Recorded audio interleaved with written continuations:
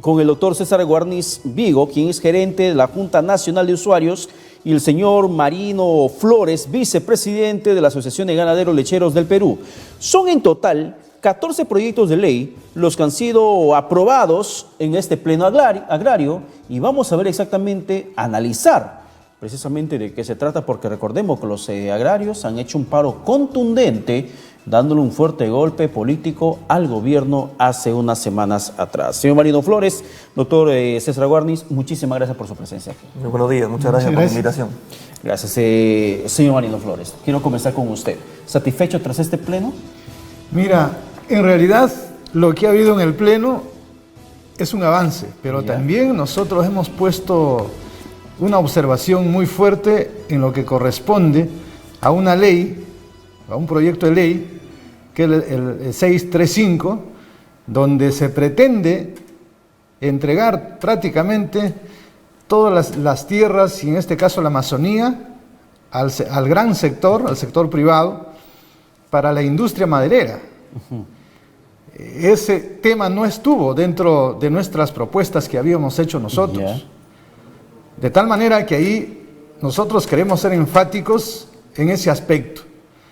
Y con respecto a los demás proyectos, acá el doctor Guarniz lo va a explicar de manera más detallada. Yo quisiera incidir más bien en los puntos centrales que no se ha resuelto y que este paro ha dejado en evidencia la crisis estructural y la situación de emergencia que está pasando el sector agrario.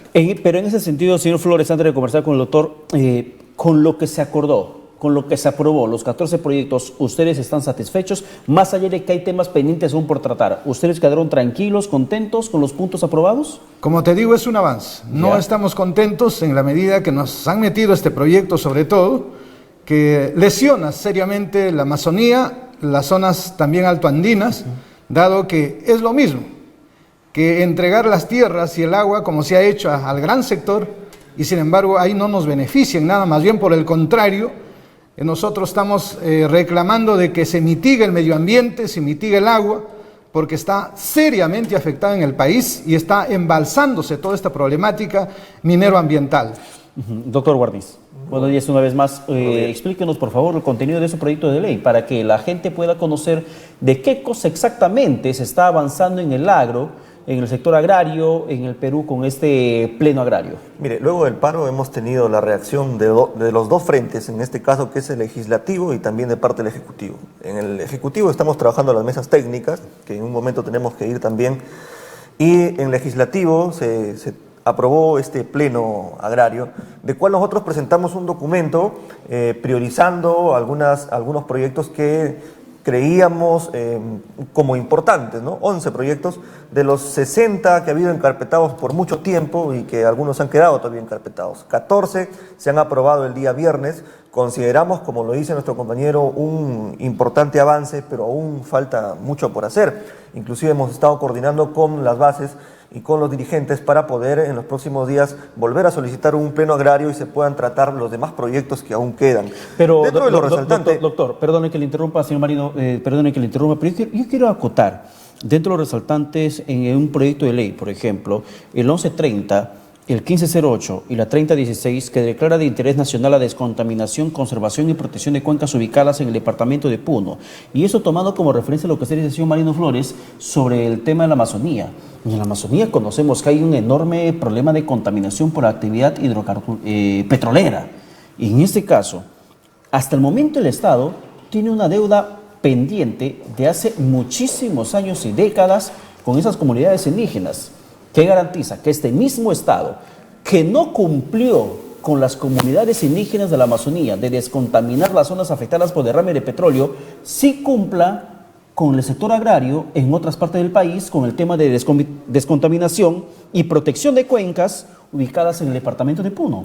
Mire, nosotros consideramos ahí, en definitiva, son normas que se han dado, pero son declarativas, como lo conocemos, ¿no? Claro, es una muy buena iniciativa por parte del Congreso, pero son declarativas. Ahora esperamos también Y en las mesas técnicas, por eso hablábamos de los dos frentes, en las mesas técnicas estamos hablando del tema de contaminación mineroambiental y esto lógicamente va a significar un impulso para que el Ejecutivo tome en cuenta la contaminación mineroambiental que existe en todo el país, en todas las cuencas del país.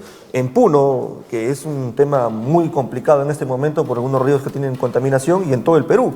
Y hoy justamente vamos a estar tratando en la mesa técnica número 3. Sí, mira, debe quedar muy claro el concepto de lo que son las comunidades campesinas, los pueblos originarios.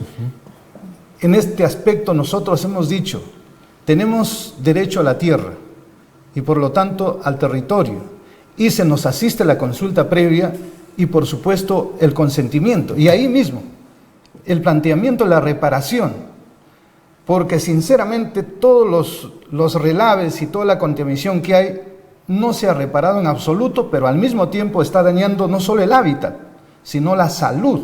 Y aquí en tema de la costa ya, por ejemplo en Lambayeque ha saltado, donde la gente tiene gran cantidad de metales pesados. En Moquegua también hay zonas contaminadas. Exactamente. De tal manera que todo el país está en zozobra ahora. Pero si este mismo Estado no ha cumplido, le reitero la pregunta, señor Flores, no ha cumplido con las comunidades indígenas que durante décadas vienen exigiendo remediación ambiental, incluso se enfrentaron judicialmente a un Ministerio de Salud que se resistió a asistir a una comunidad indígena afectada por derrame de petróleo, ¿qué garantiza que sí cumpla con el resto del país? Por supuesto, mira, por ejemplo, en Madre de Dios nosotros tenemos 127 concesiones mineras anuladas por la Corte Suprema de Madre de Dios. Y todo eso nos indica a nosotros que sí tenemos el derecho constitucional y el derecho internacional. Sin embargo, hasta ahora no se hace nada, de tal manera que ese punto es un punto fuerte que no se quiere tocar. Nosotros hemos elaborado una propuesta integral y al mismo tiempo, hablando del tema hídrico, nosotros también pedimos que la reconstrucción con cambios sea una realidad, porque hasta ahora en absoluto se está reparando, más aún cuando hay corrupción, proyectos que se dice si hay presupuesto, pero que está en corrupción y se ha paralizado todo. Y al mismo tiempo el tema hídrico, la construcción de infraestructura hídrica para los pequeños, para la agricultura familiar. Y por otro lado, el acceso al agua, en este caso segura, al saneamiento.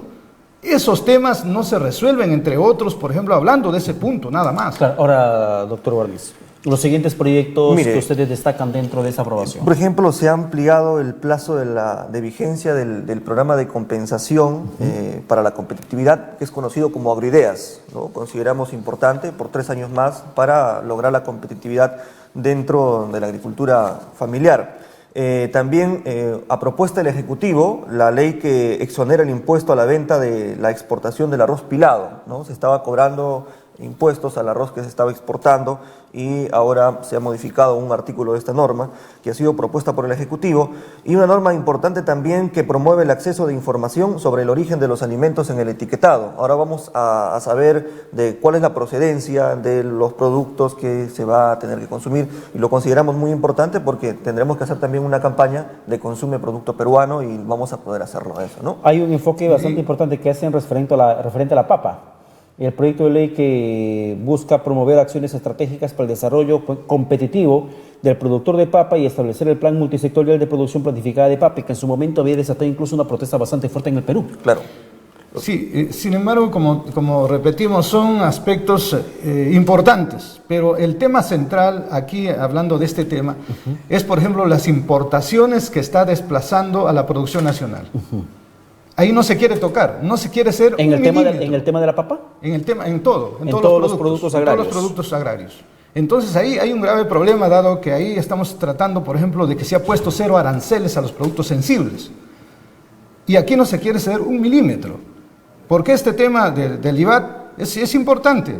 Sin embargo, eso simplemente se podía hacer con una resolución, porque ningún país exporta impuestos, ¿no? Pero, sin embargo, aquí donde nosotros decimos que no es posible que se imponga 0 aranceles, por ejemplo, al producto de la leche y otros, dado que eso genera un grave problema con los productos nacionales, y al mismo tiempo la ley de etiquetado es un avance, pero ya pusieron el candado, porque hasta el 2021 van a seguir en lo mismo con Indecopi.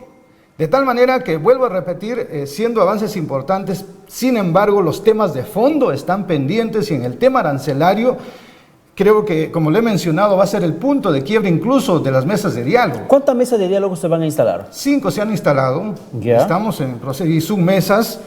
También allí hay un grave problema porque son mayormente reuniones en las cuales nosotros suponíamos que si 80% que la ministra declaró debería ponerse en la mesa, no se ha puesto en la mesa. Y nosotros más bien estamos poniendo sobre la mesa las propuestas. Pero frente a eso, sin embargo, no dice, ¿esperen qué? La decisión seguramente de los que están hacia más arriba, porque en todo caso nosotros hemos pedido que estas mesas sean ágiles y que nos presenten de una vez las propuestas. En compras, que es otro factor, por ejemplo, muy trascendente en el tema de compras del Estado, donde también hay corrupción, hemos dicho que simplemente se adecúa a una norma que es la 27767, de tal manera que ahí están las normas que no se cumplen y sin embargo nada de eso tenemos hasta ahora. Esperamos que en esta nueva reunión ya se nos traiga propuestas concretas, porque de lo contrario no se está resolviendo. No hay mayor avance. Nada, pero, doctor Guardiz, si no hay una voluntad de diálogo efectivo del gobierno, propuestas que en su momento alcanzan, en la instalación de las mesas técnicas, la mesa de trabajo, retroceden en su iniciativa, esta mesa se convierte finalmente en una mecedora. Mire, desde el frente, por eso hablábamos de los dos frentes, desde el frente del legislativo nosotros de alguna manera consideramos un importante paso. Desde el frente del Ejecutivo ahora esperamos también los gestos de alguna manera de acuerdo a lo que nosotros hemos planteado, que en los próximos días tengamos resultados. Como dice el compañero Marino, estamos trabajando en las mesas técnicas y esperamos agilizar y en los próximos días también exista la reunión de la mesa paraguas, que consideramos que es la que tienen que reunirse los 6 ministros que están incluidos en el decreto supremo, más el premier. ¿Que tienen que estar presentes en la mesa?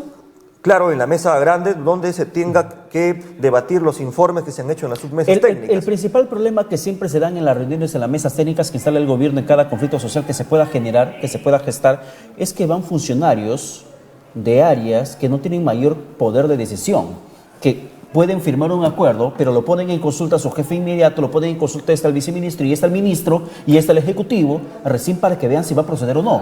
Así como podría avanzar una mesa, por ejemplo, para ustedes como gremio, señor Flores. Ese es el gran problema. Y otra cosa, ahí quiero agregar.